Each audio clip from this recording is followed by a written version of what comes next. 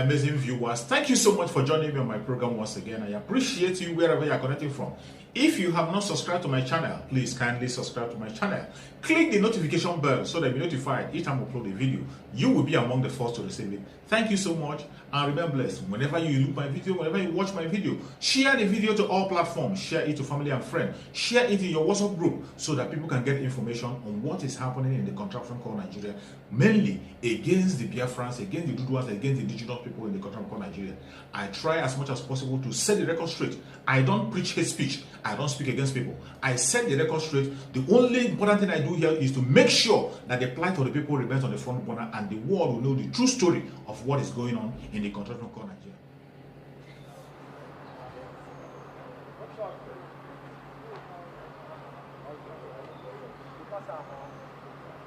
I am Spencer Chijoke by name, from Enugu State. So on Monday night, around after 9 p.m., like 15 after 9, I boarded the Sienna heading to Lagos.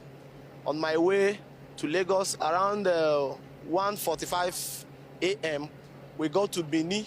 So the driver took Benin bypass. On getting to Ahor police station, after we left Ahor police station, we met another checking point where soldiers are. We left that checking point where soldiers are. After some few minutes drive, we had an attack, and it was from Fulani Herdsmen. They were numbering about 7 guys, fully armed with cutlass and a lot of things.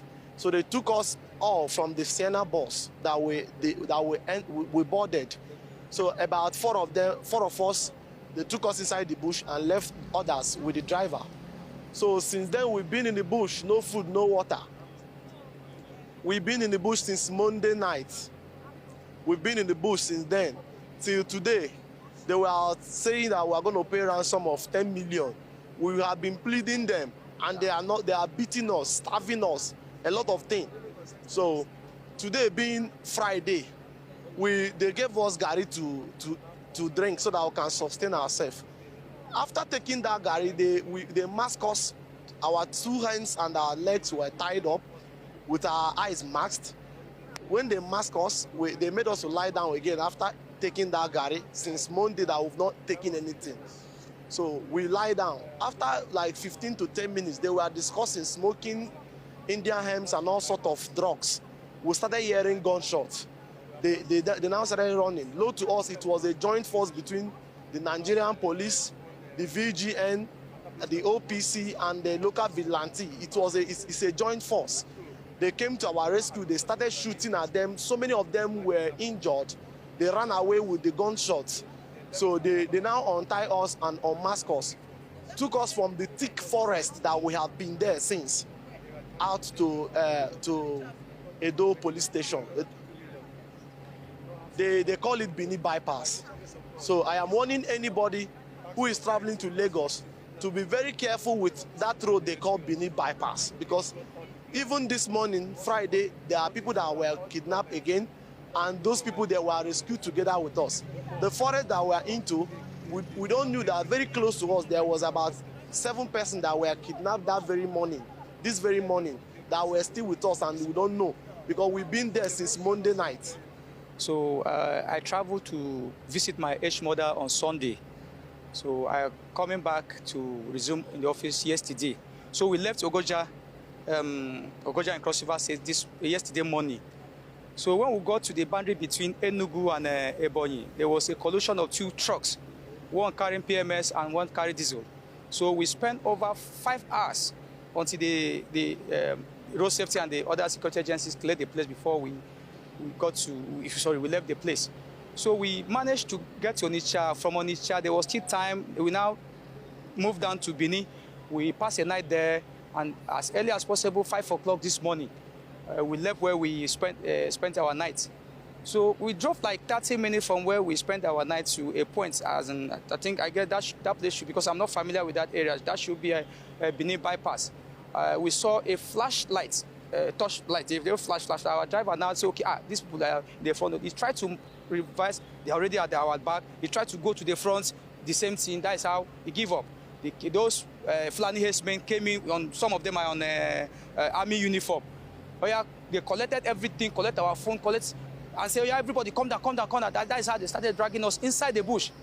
At that point, we discovered that they even told us that they are kidnappers. They are kidnappers. They need more. That is the money. Their problem is money. They didn't mean anything to do. So that is how they dragged everybody down to the village, exception of 2 women that had baby. They said, oh, we don't want to take this one so that the baby will not go and cry and expose us. So they left those 2 ladies and another lady. So they took us. We walked like 5 kilometers inside thick forest.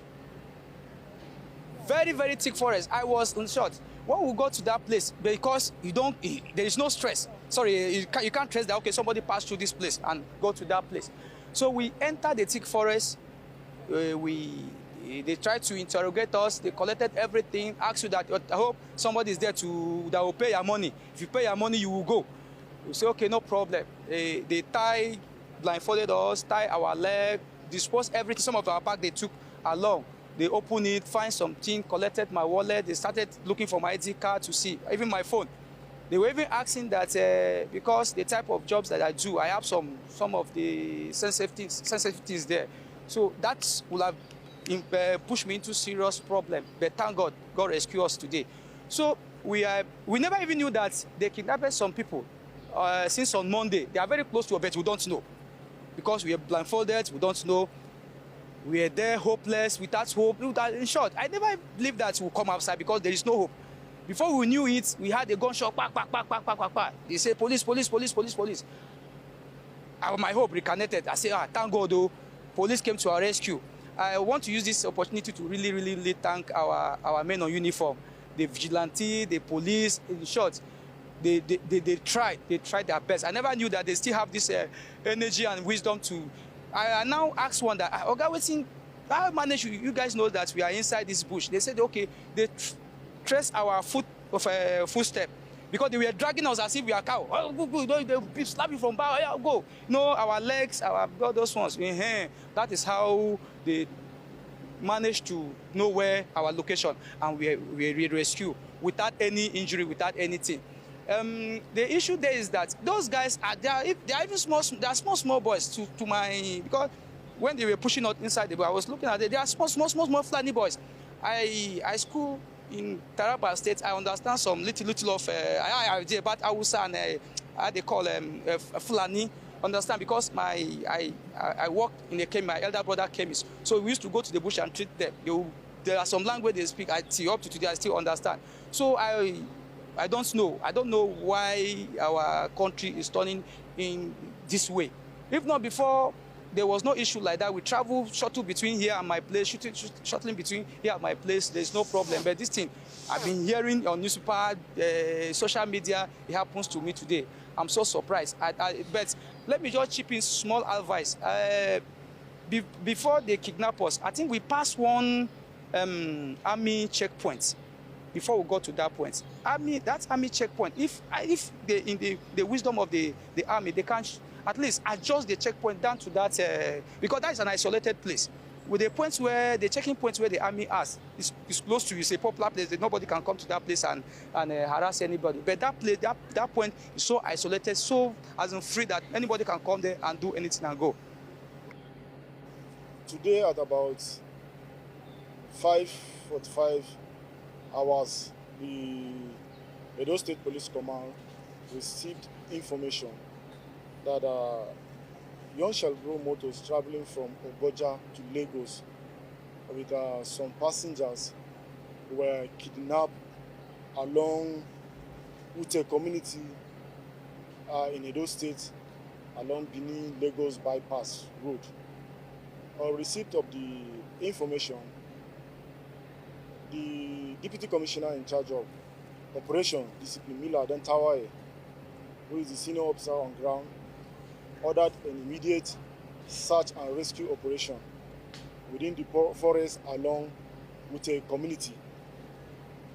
The combined team of police operatives from Eba Division, led by the DPO, and the vigilante of Eba area, joined in the rescue operation.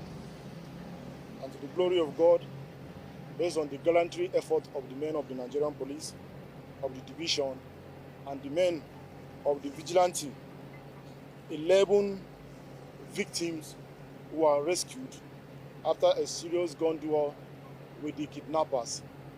Among the rescued persons, there is a military personnel who is serving in Lagos at 45 Engineering Co.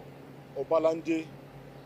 He was beaten because they recognized that he is a military personnel. He was beaten and knife was used on him. For the intervention of the police and the vigilante, they were all rescued unhurt, except for the army that was wounded, because they recognized him as a military personnel and collected his uniform that he's traveling with him. The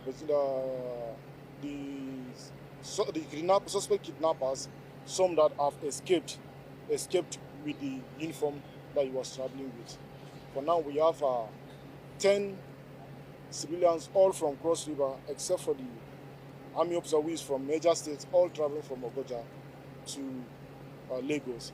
They are all rescued and will soon be taken to Police Cottage Hospital for medical examination.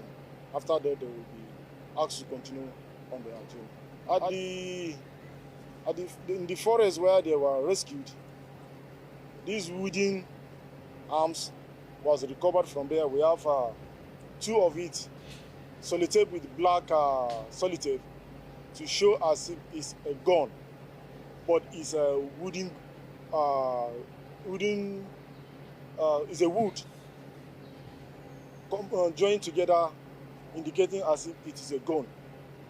We are not asking victims not to be careful when encountering such incidents, because some can be really gone. The road was blocked before the car was forced to stop. So they are using barely gun, cutlasses, knives, and knives. These are the things they use to scare their victims. We thank God we recovered also 2 techno phones from there, which we are still, the phone is still being called. This is the phone they use in calling relations of their victims for ransom. They have already started calling and demanding for 20 million for some of the victims. They have already called their relation demanding for that money. Thank you very much.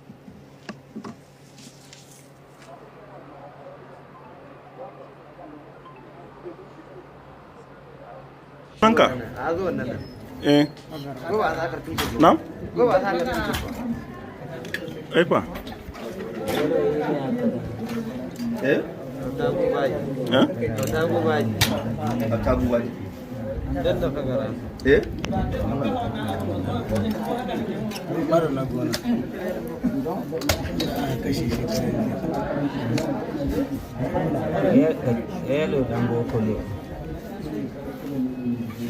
Wani ba sai na faɗi ba, kowa duniya ta sani wanda aka fi sani da kacalla turji wanda suke kira kasur gumin dan ta'addan nan dai shi dai ne hayo waje da yake dan magana nan wajen.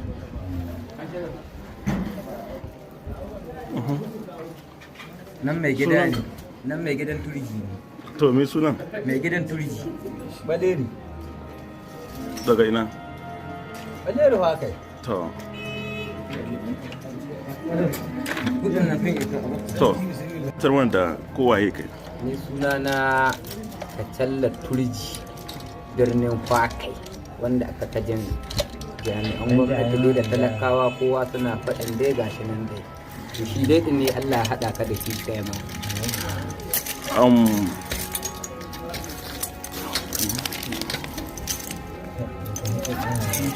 Akwai takarda da take yawo wanda akan ce ka rubuta ma emiya da gwamna da kuma shugaban kasa Muhammadu Buhari.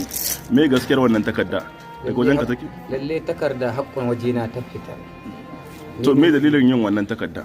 Dalilin yin wannan takarda saboda ganin ni rayukan da ake kashewa na mutane, sai a fito mutane waɗanda ba su san kan yanayin abin da ake ciki ƙasar ba, suna fitowa kafafen yada labarai suna cewa sun fatattake mu saboda haka ne ga rayukan talakawan da ake kashewa ana yi masu ƙarya ana cewa an fatattake mu an yi menene saboda haka ne tausaya ma rayukan da ake kashewa tsakanin kabilar Hausawa da ta Fulani saboda hakan gani ceto ya kamata mu zo duka mu haɗa kanmu mu zauna lafiya mu hidda batun siyasa cikin harkar zaman lafiya.